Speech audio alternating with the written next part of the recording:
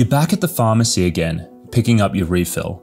You smile, you say thank you, but something inside has shifted recently, and you find yourself asking, why am I still taking this? If that's a question that's been bubbling up more lately, and if you're starting to wonder what your psych meds are really doing to your mind, your health, or your future, this video is for you, because we're going to be walking through how you know it's the right time to try and come off your medications, how do you know if it's not the right time, and what to do if you're finally ready to take the plunge.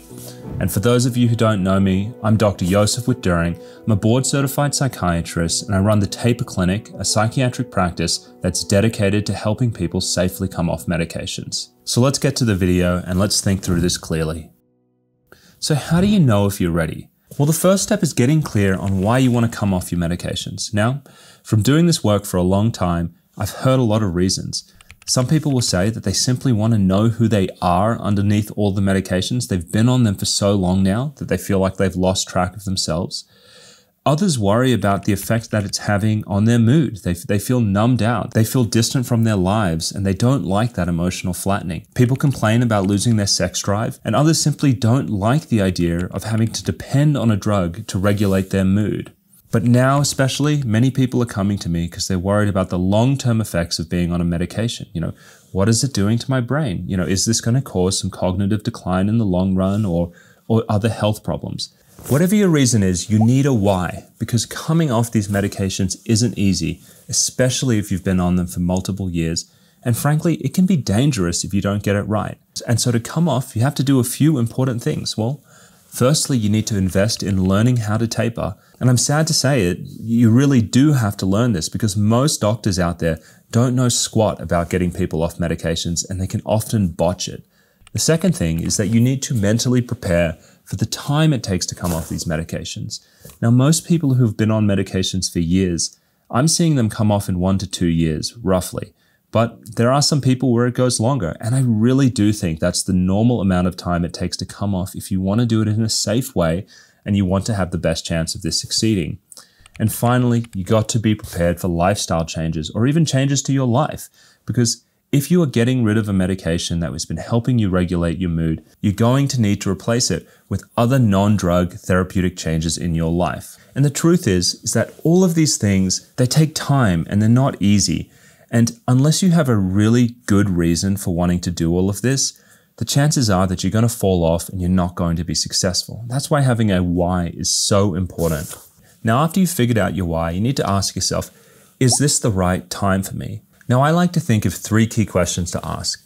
And the first one is, has the original problem resolved? Many people end up on psychiatric medications in a response to stressful events that happen in their life. It can be struggling at college. It could be going through a breakup. It could be difficulties at work or financial stresses. Or sometimes it can be things just like postpartum depression. And if those reasons that led to you getting on the drug in the first place or staying on the drug have now resolved, there's a good chance you're going to be able to come off now. The second question you need to ask yourself is, are you ready to make lifestyle changes if needed? When you're getting rid of psychiatric medications, whether it's an antidepressant or a different drug, you may need to find other ways of dealing with anxiety or low mood. And so this could involve things like exercise. It could involve dietary changes. It could involve cutting down excessive caffeine or nicotine use. Are you ready and willing to change your life to find alternative ways of dealing with stress? If you are ready to taper, because that is what's needed to pull this off. And finally, is this a priority? Are you actually ready to commit the time and the effort to learn how to do this and carry it through from start to finish? Remember, this process could potentially take a couple of years to complete. And there really is no point doing this unless you want to get it done right. And so if you answered yes to all 3 of these things, there's a very good chance that you are ready to taper. But hang on a second, before we jump into that, we need to think about 3 reasons why you might not want to do it yet. Now, the first reason not to do this is if your life is very chaotic. Tapering would not be a good idea to start if you're in the middle of a lawsuit, a divorce, a financial crisis, or some other substantial life stressor. Get through that first, and then once that is passed, devote your attention to tapering. There is no rush to jump straight into it. The second thing is that you have no idea what you're doing. Do not start tapering your medications unless you have at least spent several hours learning about it. And don't worry, that's what this video is all about. Towards the end of the video, I'm going to provide you with some resources to help you come off these medications. But just jumping into it can be really harmful. And oftentimes I see people make mistakes that are completely avoidable. And the sad thing is, if you mess up a taper, you can put yourself at risk of a condition called protracted withdrawal. This is actually what I cover a lot on this YouTube channel. The interviews I do are mostly with people who have had neurological damage from coming off these medications too fast. And so jumping into a taper without preparation isn't a benign thing. It's actually something that could be quite dangerous. And so if you really don't quite know what you're doing yet, just pump the brakes and wait until you have the time to learn how to properly do this. And now the final thing is that you don't have support. Now, sometimes this could be in the form of a doctor who's willing to help you with this. Other times you may be mostly doing it by yourself because you can't find that help.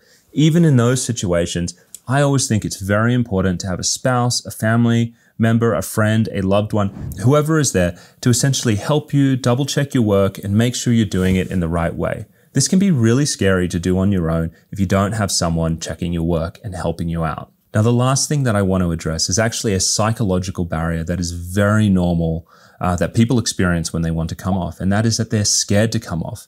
And let me tell you this, if you are scared to come off your psychiatric medications, that is a good thing because the fear kind of means that you're taking this seriously, and that's important. But you don't have to be ashamed of that fear because it's completely normal. And you have to remember, bravery is not the absence of fear, but it's moving forward wisely despite it.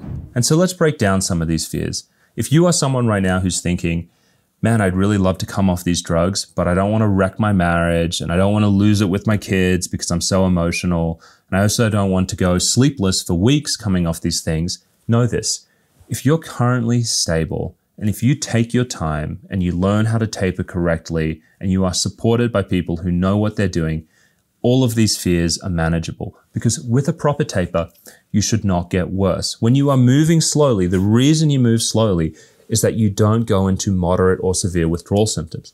You can complete an entire taper with only mild withdrawal symptoms that do not get in the way of your life and do not cause a lot of mood instability. Because when I help people come off at the taper clinic, we're able to get people down off these meds in a very controlled way and their life stays stable. And so if those are the things that you're worried about, as long as you learn how to do this correctly and you work with someone who knows what they're doing, you should be able to avoid a lot of that. But there's another fear out there, and this one's kind of harder to deal with, and I hear this a lot.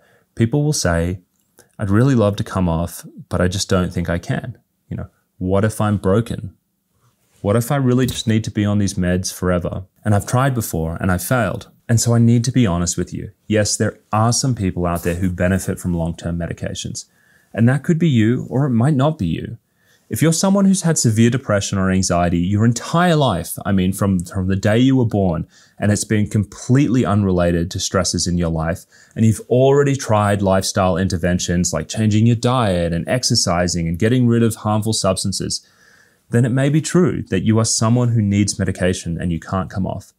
But from talking to hundreds of people over the last several years, I can tell you that this is really not most people. What I find is that many people were completely fine before a stressor, some kind of grief or trauma or burnout pushed them onto medications.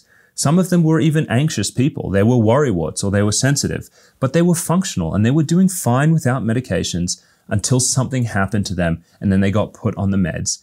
And now years later, these people are now wondering, do I even need to take this drug anymore? And who am I without it? Because the honest answer is you are not going to know until you try. Because what I see is that most people haven't tapered the right way in the past and they haven't done all of the non-drug interventions to prepare them for the taper. And so you have to be honest with yourself. Is this something you've actually really tried and done it in the right way? Because if you haven't, you simply will not know if you can come off the meds unless you do it right. Another thing that I think is helpful to think about is what is the worst that could happen if you tried this? Now, if you're tapering properly and you follow the guidance that I teach on this channel or that you read about in places like the Maudsley Deprescribing Guidelines, and so what's the worst that can happen? Well, if you taper properly and you do it in a safe way, you may come down, you'll find that you can't get any further, and then you realize that it's not right for you and that you want to stay on the medications. And at least that way, when you get back on your meds, you know that you've done everything that you possibly could to try and come off, and you can really be at peace with that decision. For me, I still think that's a win. But the worst case scenario for me is really this for many people. You try the wrong way, you crash and burn, you hurt yourself, and then you convince yourself that you can't come off, not because it isn't possible, but because you haven't done it the right way. And then you end up staying on a medication, potentially for years, that you never wanted to be on in the first place. And so what I want you to know is that it's okay to not feel 100% certain. This is scary stuff. Coming off medications is scary, especially if you've tried before and you failed. But if you really want something like this, sometimes you need to move forward without 100% certainty, because that certainty might never come. And if you're waiting for it, you're going to stay frozen. And so if you meet the criteria above and you are really ready to give this a shot with the right knowledge and support, I think you have everything that you need to give this a good go. Okay, so now that you're ready, what do you do next? Now, the first step is that 1, you need to educate yourself, and then 2, you need to find someone to help you. Right at the end of this video, you're going to see a link to my beginner's guide to tapering off psychiatric medication, which goes through everything that you need to know about how to design and execute a taper. The other video that you're going to see is my guidance on how you can find professionals to help you with tapering, no matter where you live in the world.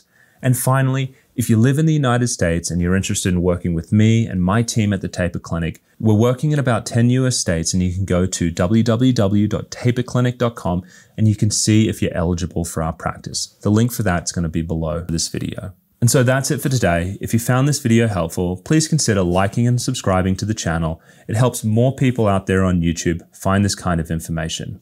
Thanks.